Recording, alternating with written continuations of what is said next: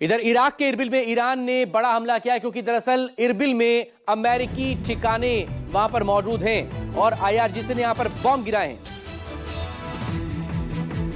बड़ी खबर आपके सामने न्यूज़ 24 पर। अमेरिकी एयरबेस पर हमले का दावा ईरान की तरफ से और इराक में इरबिल इलाके में जो अमेरिकी बेस वहां पर है वहां पर ये हमले किए गए हैं।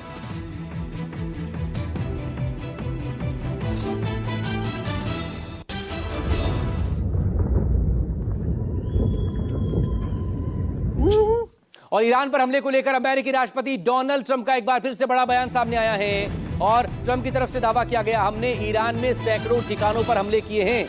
आईआरजीसी के ठिकानों पर नए अटैक्स हमने किए हैं और 9 जहाजों के साथ ही नौसैनिक भवन को नष्ट करने का दावा करते हुए नजर आए अमेरिकी राष्ट्रपति डोनाल्ड ट्रंप।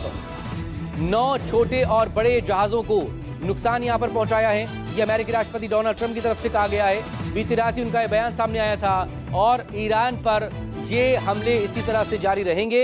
अगर ईरान अपने हमले नहीं रोकेगा तो यह भी अपनी तरफ से डोनाल्ड ट्रंप की तरफ से साफ कर दिया गया था।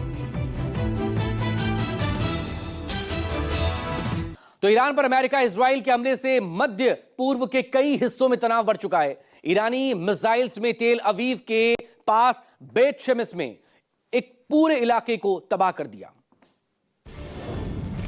ईरान द्वारा किए गए बैलिस्टिक मिसाइल हमले में इसराइल के बेत शेमिस शहर में एक आवासीय इलाके में भारी तबाही हुई है। इस हमले के बाद के दृश्य गाजा जैसे बताए जा रहे हैं, जहां कई अपार्टमेंट, इमारतें और बॉम्ब शेल्टर्स मलबे में तब्दील हो गए हैं। मिसाइल ने सीधे एक रिहायशी इलाके में एक सार्वजनिक बम शेल्टर को निशाना बनाया, जिससे वो ध्वस्त हो गया। मलबे के कारण आसपास के घरों को भी गंभीर नुकसान पहुंचा है।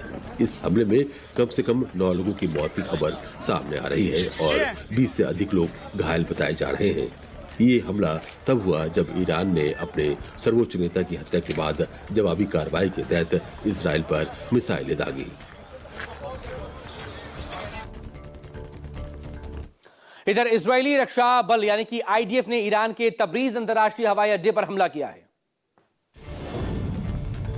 आईडीएफ के मुताबिक पश्चिमी ईरान के तबरीज हवाई अड्डे पर उड़ान भरने की तैयारी कर रहे 2 ईरानी फाइटर जेट्स F-5 और F-4 को निशाना बनाया गया और नष्ट कर दिया गया। इजरायली सेना ने कहा कि ये हमला ईरानी वायुसेना की गतिविधियों को कमजोर करने और उनके हवाई रक्षा प्रणालियों को नुकसान पहुंचाने के लिए किया गया। ये हमला 28 फरवरी को शुरू हुआ। अमेरिकी इजराइल के व्यापक ऑपरेशन, जिसे ऑपरेशन एपिक फ्यूरी कहा जा रहा है, के हिस्से के रूप में हुआ है, जिसमें ईरान के कई ठिकानों को निशाना बनाया गया है।